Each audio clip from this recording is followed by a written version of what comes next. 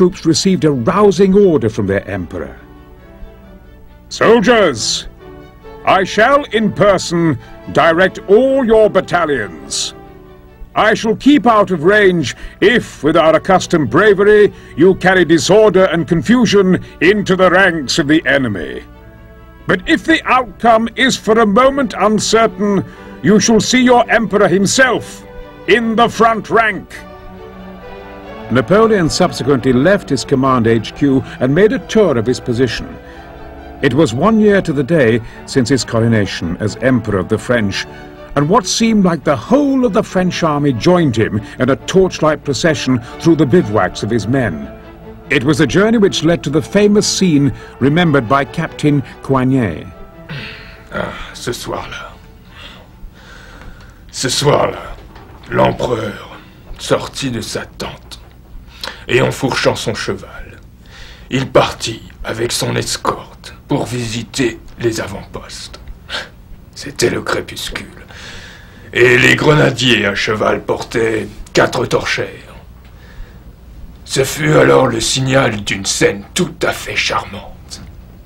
Tous les hommes de l'escouade prirent des poignées de paille dans chaque main. Les hommes les allumaient les unes aux autres et tous criaient « Vive l'empereur !» Ah, vive l'empereur ! En les jetant en l'air. Toute l'armée s'y mit.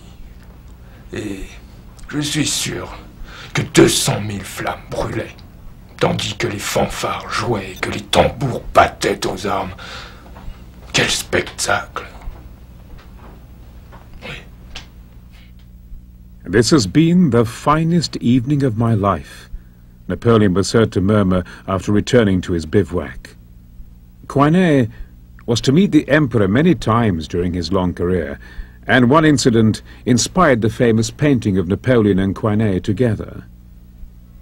While Coignet gathered material for his memoirs, there was little for the emperor to do but wait. The trap had been set. Only time would reveal if the enemy had taken the bait. As December the 2nd dawned, the men of both armies awoke to find a thick fog enshrouding the streams, villages, and rolling slopes of the battlefield. The unanticipated arrival of the fog was to give unforeseen aid to Napoleon's plan. He did not have to wait long for evidence of its assistance.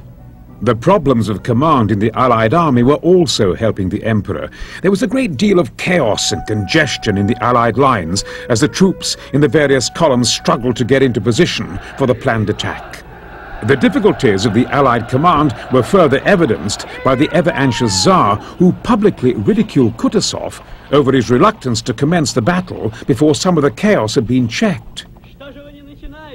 With the harsh words of his Tsar in his ear, Kutuzov ordered the Allies to make their assault on Telnitz on the French right, exactly as Napoleon had intended. Despite the fact that the attack had been launched prematurely, a furious battle for the position developed between the troops of General Kienmeyer's advance guard and General Legrand's French defenders. The villages changed hands at least twice, with some desperate fighting. But by 9 o'clock, Telnitz and Sokolnitz lay in Allied hands. It looked as if things were going well for the Allied armies. Among its officers was General Stutterheim of Austria, who would later publish his account of the battle. Marschall de Kienmeyer befahl auf dem Hügel, auf dem die französische Infanterie ihre Lager hatte, einen Angriff. Bei dem anschließenden Musketenfeuer ging es ziemlich heiß her. Die Franzosen verteidigten sich hartnäckig und unsere Husaren litten schwer unter ihren Scharfschützen, denen des Terrain um das Dorf Telnitz herum mit seinen Weingärten und zahlreichen Gräben sehr nützte. Es gelang ihnen aber nicht, die Kavallerie abzuwehren. Zweimal wurden wir zurückgeschlagen und zweimal rückten wir wieder vor. Es folgte ein vernichtendes Musketenfeuer. Das Säckler-Infanterieregiment kämpfte überaus mutig und 2/3 seiner Mitglieder wurden getötet oder verwundet. Schließlich stürzten sich 2 Bataillone unterstützt von einem leichten Infanteriebataillon ungestumm auf den Feind. Sie griffen das Dorf an und nahmen es ein. Gegen 9 Uhr erhielt der Feind Verstärkung, und in dichtem Nebel gelang es ihnen, das Dorf zurückzuerobern. Aber in diesem Augenblick fielen 2 Husarenschwadronen unter General Nostitz über die französische Infanterie her und geboten ihre Einhalt. 100 dieser Infanteristen wurden gefangen genommen, und unsere Truppen rückten weiter vor. Der Feind verließ das Dorf. Telnitz wurde zurückerobert. Although the capture of the villages appeared to be an important achievement for the Allies, far more significant was the clearing mist at the top of the Pratzen Heights, which revealed to Napoleon exactly what he had hoped to see. 2 Allied columns converging in huge numbers upon the French right flank, inexorably weakening their centre. The moment of truth was fast arriving. Despite the urging of his staff to attack, Napoleon waited for what seemed like an eternity while 2 more enemy columns vacated their centre. Now judging that the perfect moment had come, he gave the order to attack. The time had arrived for Napoleon's masterstroke. Concealed in the fog, still lingering at the bottom of the valley, were 2 French divisions under Marshal Soult, some 16,000 men in all, the divisions of Vandamme and Saint-Hilaire. From within the dense fog and choking thick smoke of battle in the valley, these 2 divisions emerged to take the Pratzen Heights. Their dramatic entry into battle was heightened by the red light of the new sun, which reflected the steel of their bayonets towards their enemy. The utterly astonished Allies were taken completely by surprise, and it was not long before the Frenchmen had surged beyond the village of Pratzen, up the incline, and onto the heights themselves. With them went Captain Coignet. Nos bataillons montèrent sur la colline en portant les armes, et quand ils furent à portée de tir, la première ligne ouvrit le feu par bataillon et croisa ensuite les baïonnettes avec les Russes. Les tambours battaient une charge à percer le tympan et susceptible de faire avancer un paralysé. The Russian Marshal Kutuzov, who had opposed the Allied plan from the beginning, was the first commander alert to the danger, but his orders for the hurried diversion of his troops came far too late to halt the advancing Frenchmen. Major General Stutterheim of the Austrian army afterwards recalled what he had witnessed. Jetzt kommen wir zur Mitte des verbundenen Heer, wo das Schicksal des Tages entschieden werde. Es war so schwach, sich dem feindlichen Angriff zu widersetzen. Von der 3. Kolonne und der ganzen linken Ranke des Heers verlassen, reichte die Division der rechten Ranke nicht aus, die Franzosen zu spalten.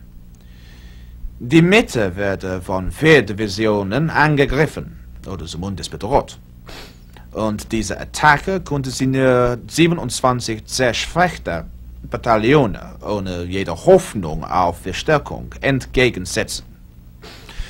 So würden schätzungsweise etwa 12.000 Männer von 24.000 angegriffen, und das ist keine Übertreibung. Die französische Heer war in Wirklichkeit viel kleiner als das der Verbündeten, aber durch eine konzentriertere Aufstellung und bessere Weisungen war der Feind an dieser Stelle doppelt so stark wie woanders. Es ging sehr hitzig zu, da versucht wurde, den Boden, den die Vorhut verloren hatte, zurück zu gewinnen.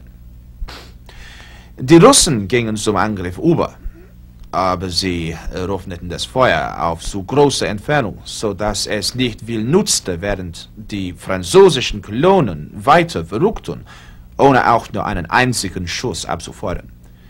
Aber aus einer Entfernung von etwa 100 Schritten eröffneten sie dann ein Musketenfeuer, das sich überall ausbreitete und sehr vernichtend war. Der Feind zog seine Massen nach und nach zu mehreren Reihen auseinander und marschierten schnell auf die Horde zu. The situation did indeed look bleak for the Allied centre. Meanwhile, to the extreme north on the French left flank, the Allies had made their planned simultaneous attack, and a ferocious battle had developed between the cavalry of Marshal Murat and General Liechtenstein and the infantry of General Lannes and General Bagration. The fortunes of the two opposing sides ebbed and flowed, and the casualties steadily mounted, as Bagration's artillery in particular exacted a heavy toll on Lannes' division. The Russian artillery was to fight with great distinction throughout the Napoleonic Wars, and today was to prove to be no exception. The fate of the battle in the north lay in the balance, and it was only when Marshal Murat committed his remaining regiment of cavalry to the fray that the French began to gain the upper hand. It was said that their thunderous assault on the Allied left wing, with its drumming of thousands of hooves, could be heard above the tumult of battle across the entire field. A brief Allied rally was ended by a second full-blooded charge, and before long, Lannes